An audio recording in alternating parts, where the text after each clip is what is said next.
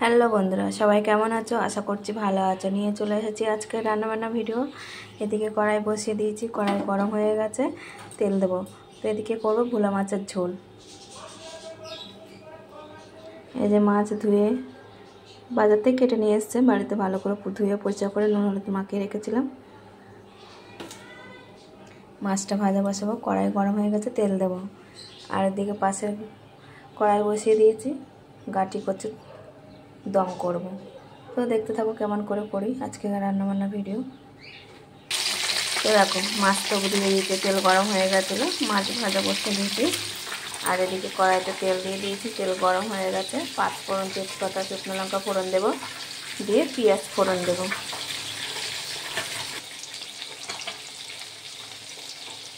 তো ফোড়ন দিয়ে দিয়েছি, পেঁয়াজটাও দিয়ে দিলাম। এবারে কচু কেটে রেখেছি, তার সঙ্গে একটা আলু দিয়েছি। এ যদি খেতে চায় আলু বেশি, কচু খেতে পছন্দ করে না যারা, তারা যে কচু খাবে না তার জন্য একটা আলু দিচ্ছি যদি না খেতে চায়। আর এদিকে মাছ ভাজা হচ্ছে। মশলার জন্য আদা রসুন দিয়েছি অল্প করে, একটু দুটো শুকনো লঙ্কা দিলাম, কাঁচা লঙ্কা দেবো আর গোটা জিরে। তো এই যে জিরে আর কাঁচা লঙ্কা দিয়ে দিলাম, যেমন ঝাল খাবে সেই আন্দাজে ঝাল দেবে। আমি একটু ঝালটা বেশি করেই দিলাম। তো দেখো পেঁয়াজটা তোমার ভাজা হয়ে গেছিলো, কচু আলু দিয়ে দিয়েছি, ভালো করে একটু পেঁয়াজের সাথে ভালো করে ভেজে নেব, কষিয়ে নেব ভালো করে। আমি আলাদা করে সিদ্ধ করলাম না, আমি একেবারেই চাপিয়ে দিলাম। তো দেখো মশলা দিয়ে দিলাম, তার সাথে হলুদটাও দিয়ে দিলাম, ভালো করে কষিয়ে নেব।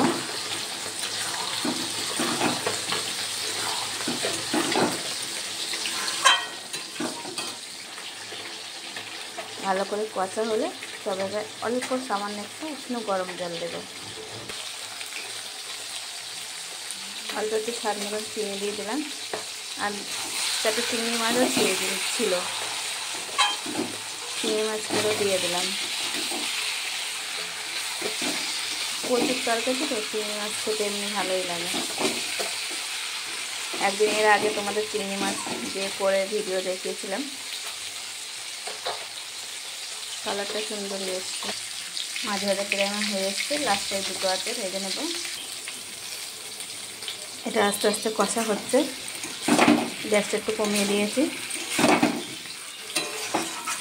পাশের কড়াইতে মাছ ভাজা হয়ে গেছে, বেগুনটা ভেজে নিচ্ছি, পাতলা পাতলা করে কেটে নিয়েছি। বেগুনটা ভালো করে ভেজে তুলে নেব, নিয়ে তো তরকারিটা বসাবো মাছের।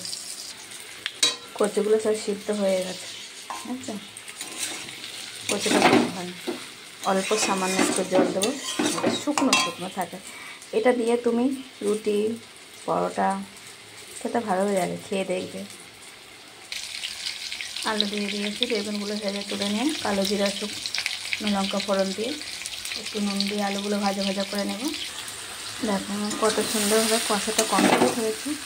এবারে অল্প করে একটু জল দেবো, পুরো আমার আলু টালু সবই সিদ্ধ, কচু পুরো সিদ্ধ, যা একটু জল দেবো।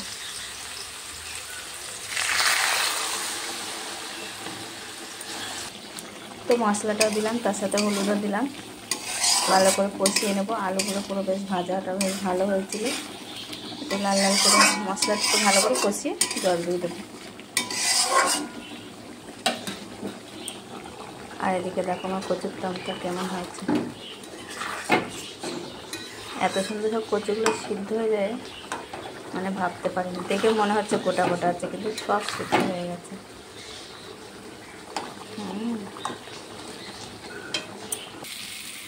হয়ে গেছে, এবারে আমি জল দিয়ে দেবো তরকারিতে। তো দেখো আমার কচুর দম তো হয়ে গেল কমপ্লিট, এটা নামিয়ে নেব। বললাম তোমাদের সঙ্গে শেয়ার করলাম, যেটা খেতে খুব টেস্টি হয়েছে, দেখে তো মনে হচ্ছে খুব সুন্দরই হয়েছে খেতে, জানি না কেমন হবে। আর এদিকে মাছের তরকারি ফুটে গেছিলো, জল দেওয়ার পরে মাছগুলো খুমিয়ে দিলাম, 2 মিনিট ফুটিয়ে নামিয়ে নেবো, কারণ ভোলা মাছ তো খুব নরম, বেশি ফোটালে মাছটা ঘেঁটে যাবে। তো আজকে রান্নাবান্না এই ছিল, কেমন হলো কমেন্ট করে জানিও বন্ধুরা। সবাইকে জানাই শুভ দুপুরে অনেক শুভেচ্ছা, সবাই ভালো থেকো, টাটা।